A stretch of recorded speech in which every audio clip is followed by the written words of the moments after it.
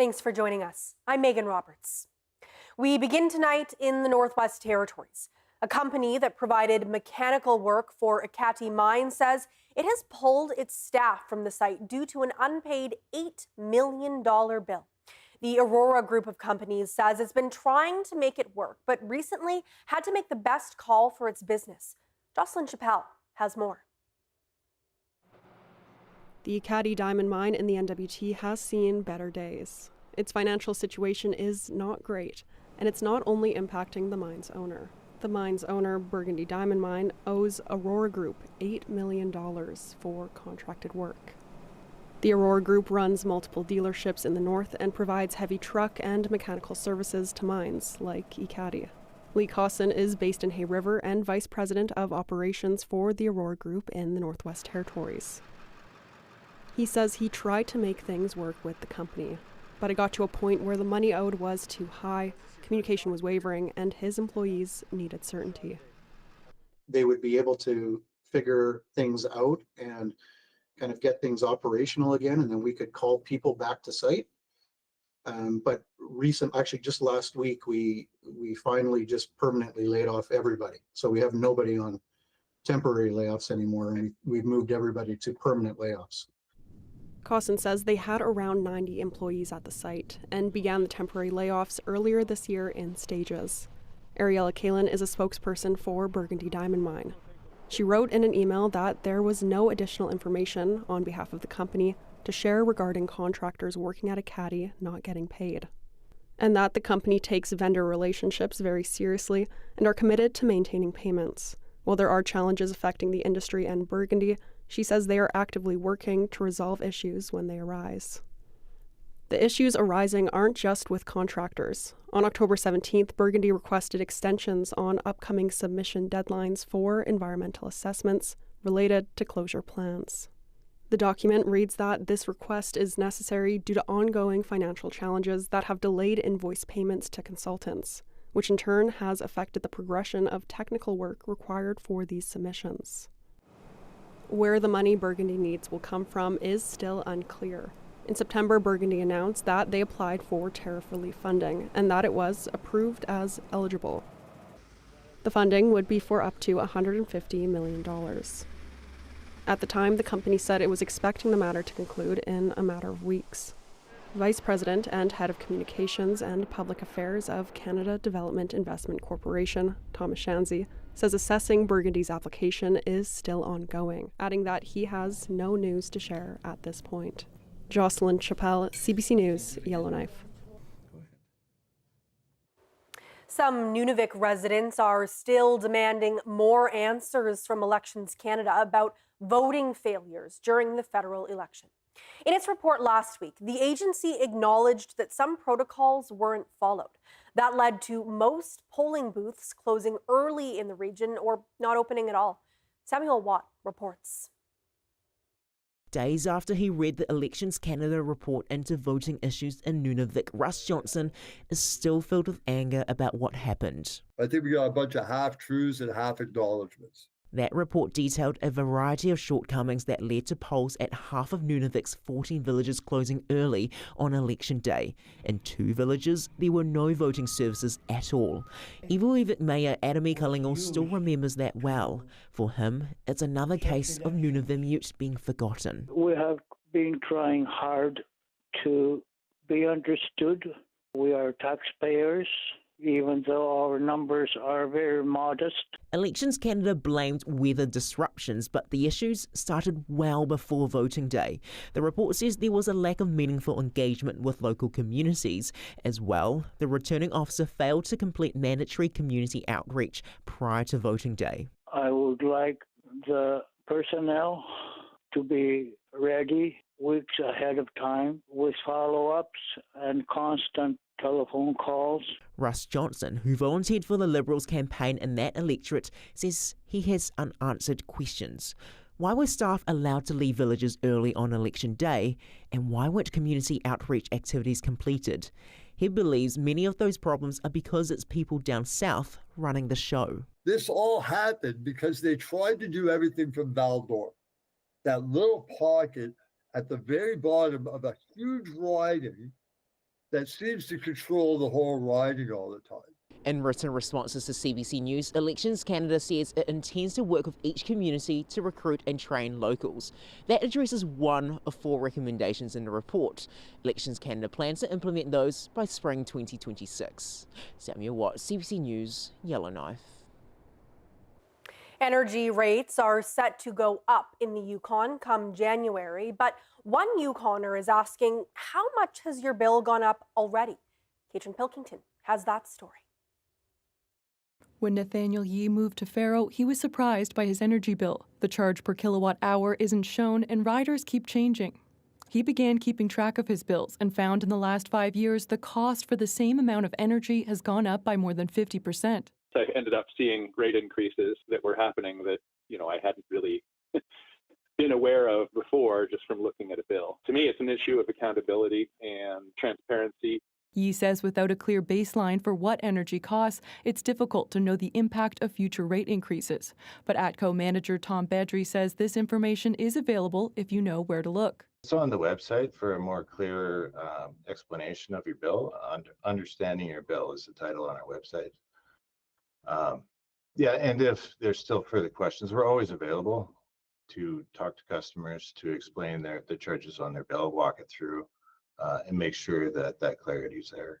Energy bills in the Yukon are set to go up by 10% in January, a price hike the Yukon Party campaigned on cancelling.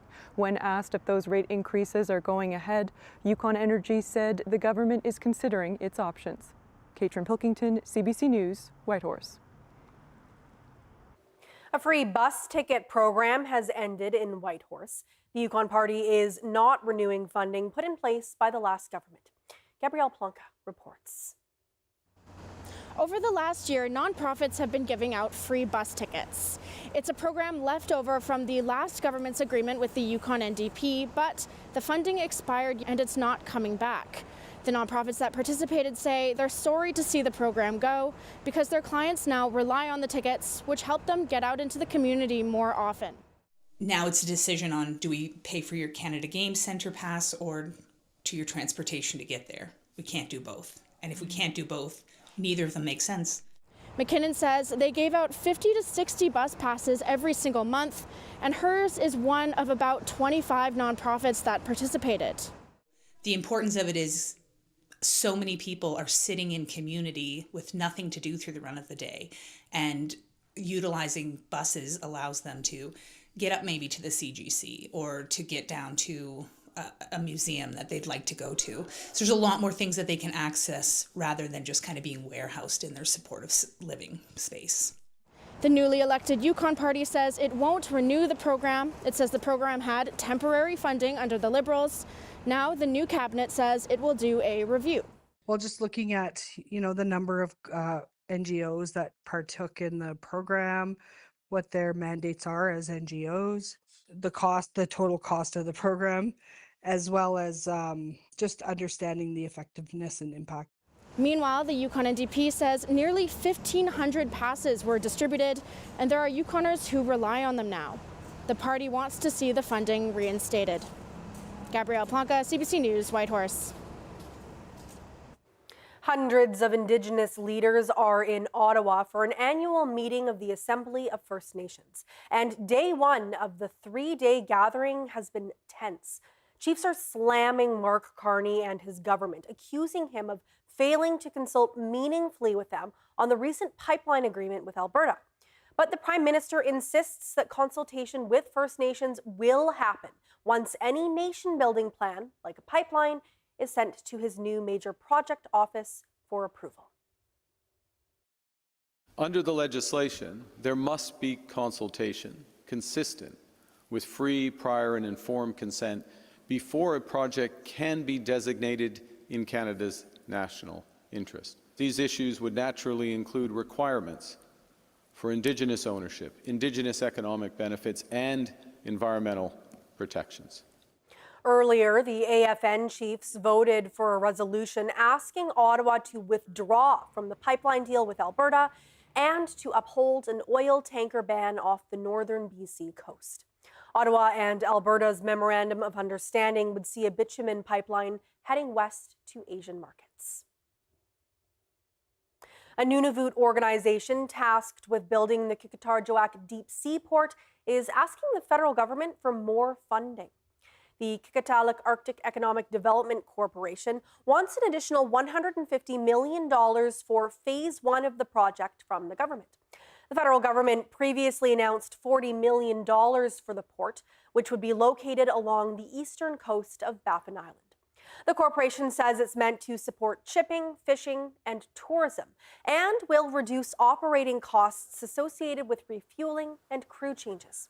The funding increase will be used to speed up construction.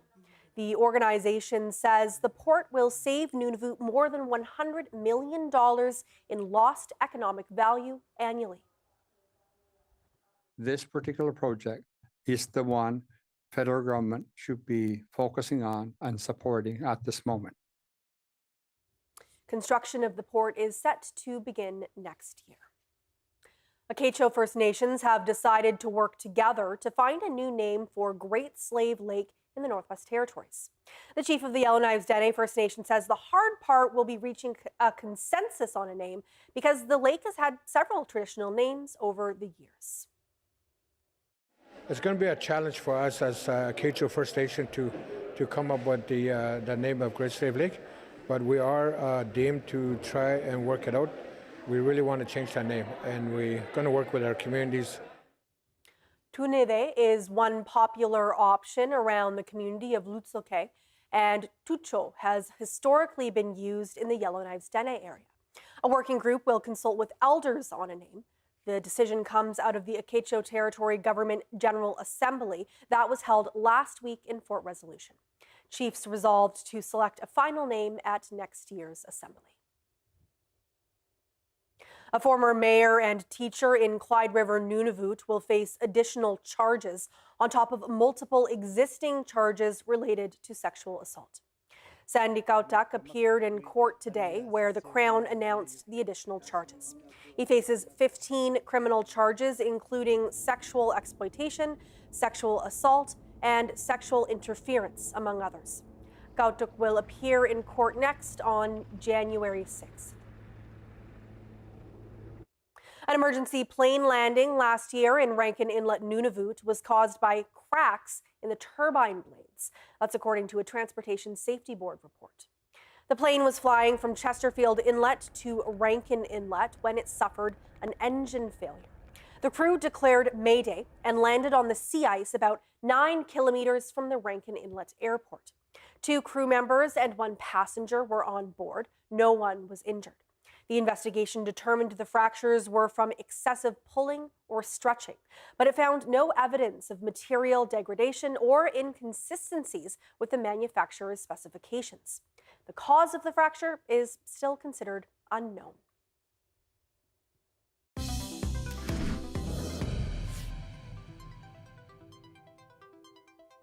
Today marks another milestone in the lead up to the 2026 Arctic Winter Games. The Games host society held the flag-raising ceremony in Whitehorse. Flags from 8 participating circumpolar regions are now up. Those include Alaska, Northern Alberta, Sapmi, Nunavut, Northwest Territories, Nunavik, Greenland, and of course, the Yukon, where the Games will take place in just a few months. The flags of the T'Angquatchon Council, Kwanlundun First Nation, and City of Whitehorse are also flying. So these flags represent the athletes and teams that are coming here from the circumpolar north, the cultural diversity of everyone who will be attending, and northern unity, which is basically defines what the Arctic Winter Games are. What it stands for is volunteer capacity growth, development of athletes across the north, leaving important infrastructure upgrades in our community, and celebrating northern cultures and northern traditions. So these games create lasting legacies for Whitehorse, the Yukon, and the circumpolar world.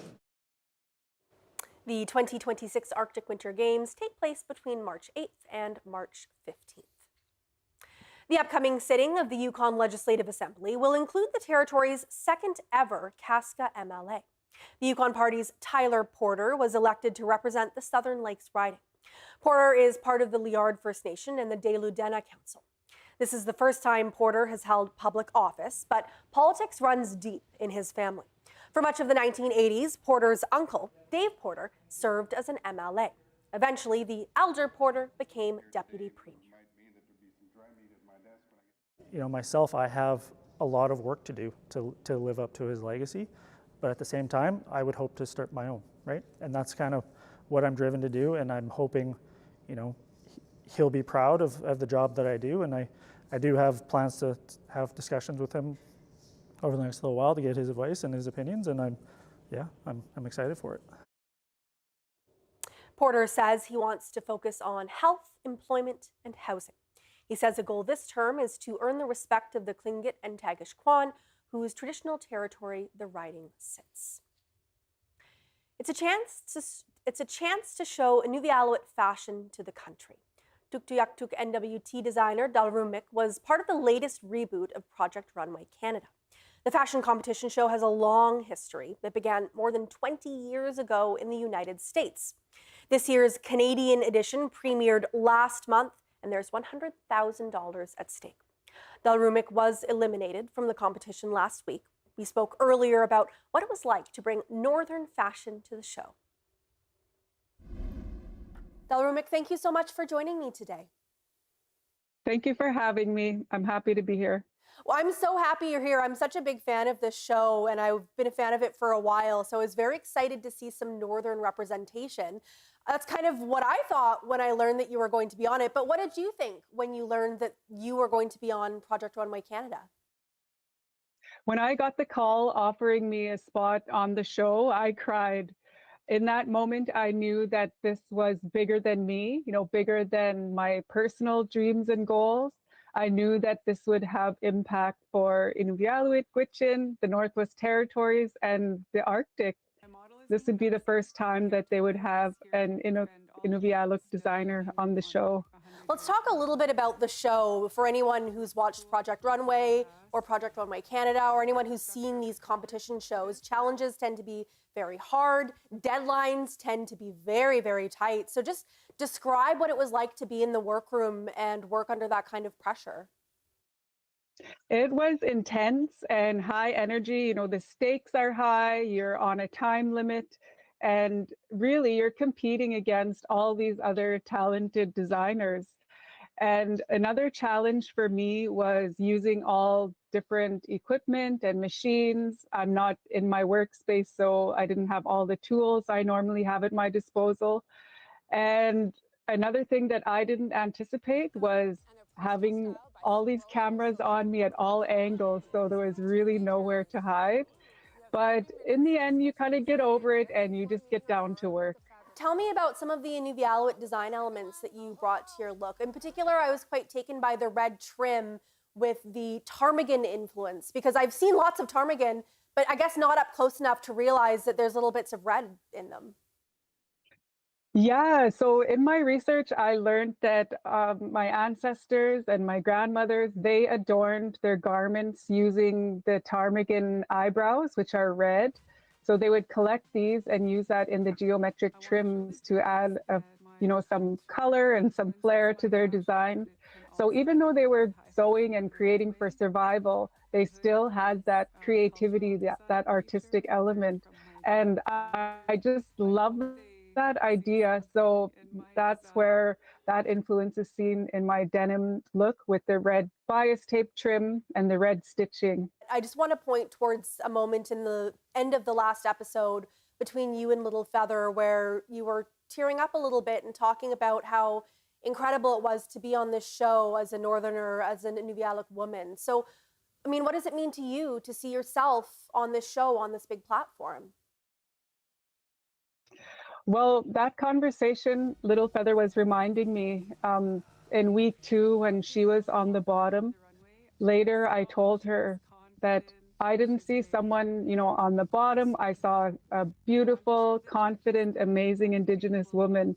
And I said I felt like a little girl. And that made me think of all the young children and youth watching us, seeing not one, but 2 Indigenous designers on the show. And that's so important. And so she was reminding me of that once I was eliminated. And it did make me cry because representation is so important. in contemporary contexts, not just like cultural advocacy or trauma contexts, but really seeing Indigenous people go after their dreams and being successful and in, all these other spaces. You mentioned that your journey on the show has come to an end, but I know that you're also in the midst of doing a master's as well that is also related to fashion. So just tell us what's next for you. Well, I'm in my second year of the Master of Fine Art program at Emily Carr University. My research focus is ancestral Inuvialuit fashion, and I'm currently working on a final draft of my thesis and starting my final creative project. And I do have some exhibitions lined up for next year where my artwork will be featured. And I hope this is the continuation of a long and impactful career in visual arts and fashion. Well, we can't wait to see what happens next, including with those exhibitions. Dalrumik, thank you, Koyanaini, for speaking with me today. I really appreciate it. Koyanaini. After 2 young men were rescued on the land near Baker Lake, Nunavik, one community member decided that their search and rescue team needed warmer clothes. The CBC's Caitlin Joannis tells us what that community member decided to do. Dodi Kiyuk, who works for Victim Care Services, applied for funding to start a program making hunting clothing. Working alongside her was sewing instructor Susan Amakok Walsh. 4 young ladies also joined to make clothing for their loved ones. 2 weeks prior to starting, search and rescue had to respond to hunters lost on the land. Kiyuk decided to ask the program's participants to make extra gear to give back to the community. They did decide to donate to 3 young hunters and 3 search and rescue members. The students and the instructor finished 6 parkas over the course of a week. They gave the parkas to their new owners at the event celebrating the safe return of the lost hunters. Amakok Walsh says the recipients were proud of their parkas. It was fun, and it touched our hearts seeing how happy the hunters were to receive them, and very heartwarming and amazing to see how thankful the families were. She encourages the youth to keep joining sewing programs to learn to make clothing. Caitlin Joannis, CBC News, Iqaluit.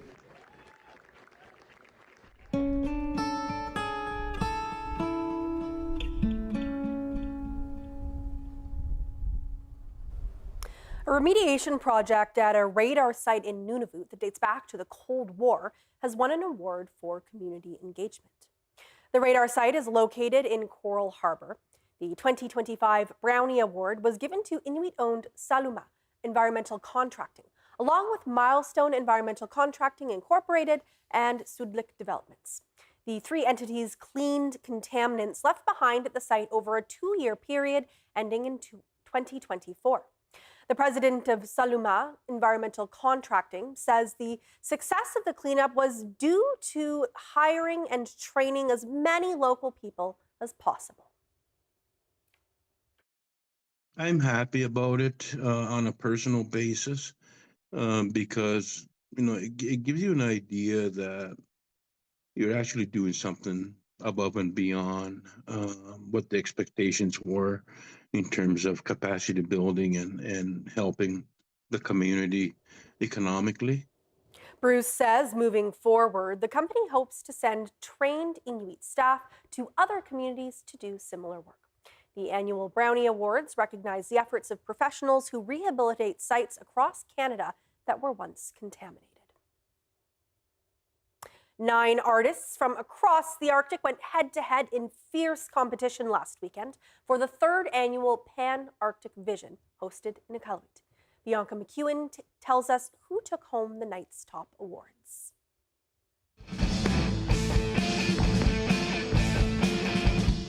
That's Icelandic band Gelbreve rocking out on stage at the Cadet Hall in Iqaluit. The band won the award for Most Revolutionary Song, as voted for by fans online. Astrodal Emma Inkidodish is the band's bass player, She says the song they played was about standing up for women and LGBTQ+ rights, and that it's important to take a stand against injustices in the world. Be loud and vocal about things that are unfair in life, stand up for the right thing, and fight for the good in the world. Also happy was Saina from the Russian Sakha Republic. She took home the award for Most Arctic Song for her performance. She was in shock. I don't believe it's so important for me, for us, for our cultures, for our languages. The last award went to Linus Johnson for the song that best embodied community and togetherness. He says he didn't know if his song would fit into any category since it's about his cat Trina, but he says he's happy his singing in the Northern Sami language touched so many people. It brings a sense of community to have music in our own language. A language brings an identity, and identity brings community and togetherness and all that. Ranva Erlingstato Shimonsen, originally from the Faroe Islands, attended Panarctic Vision. She says it was a night that celebrated Arctic music and togetherness in all its forms. Music is an expanded language, and it brings joy and release, and we can be just human together with our different aspects and celebrate that, which we need. That's the future of the world. At the end of the night, fans also voted on where the next Pan-Arctic Vision will be held. Next year's competition will be in the Faroe Islands. Bianca McEwen, CBC News, Iqaluit.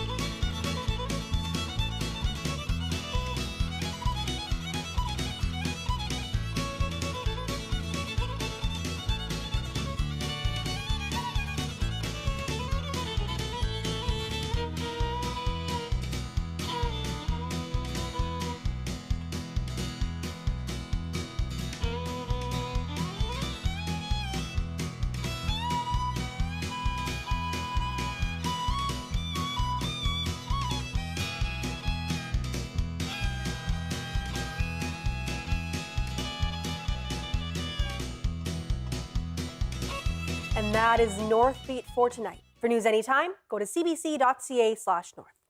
Thank you for watching. Now, as we told you earlier, the Pan-Arctic Vision wrapped up this weekend, and this week we'll be ending our show every night by highlighting some of the music from the event. We leave you tonight with music from Greenland. I'm Megan Roberts. Have a good night.